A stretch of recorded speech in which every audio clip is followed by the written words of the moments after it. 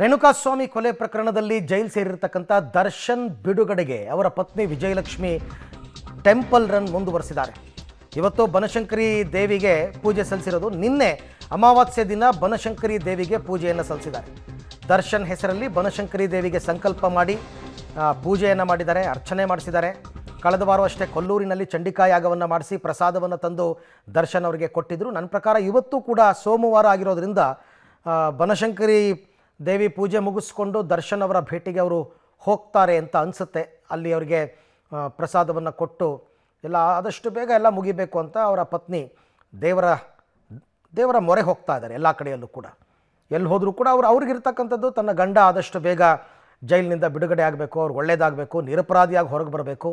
ಇದು ಸಹಜವಾಗೇ ಒಬ್ಬ ಪತ್ನಿಗೆ ಇರ್ತಕ್ಕಂಥ ಆಸೆಗಳು. ಹಾಗಾಗಿ ತುಂಬ ಅಪಾರವಾದ ದೈವ ಭಕ್ತಿಯಾಗಿರ್ತಕ್ಕಂಥ ವಿಜಯಲಕ್ಷ್ಮಿಯವರು ಮತ್ತೆ ದೇವರ ಮೊರೆಯನ್ನು ಮುಂದುವರಿಸಿದ್ದಾರೆ. ಇವತ್ತು ನಿನ್ನೆ ಅಮಾವಾಸ್ಯೆ ಆಗಿತ್ತು. ಅಮಾವಾಸ್ಯೆ ದಿನ ಬನಶಂಕರಿ ದೇವಿಗೆ ಪೂಜೆ ಸಲ್ಲಿಸಿ ಸಂಕಲ್ಪ ಮಾಡಿ ದರ್ಶನ್ ಹೆಸರಲ್ಲಿ ಅರ್ಚನೆಯನ್ನು ಮಾಡಿಸಿದ್ದಾರೆ.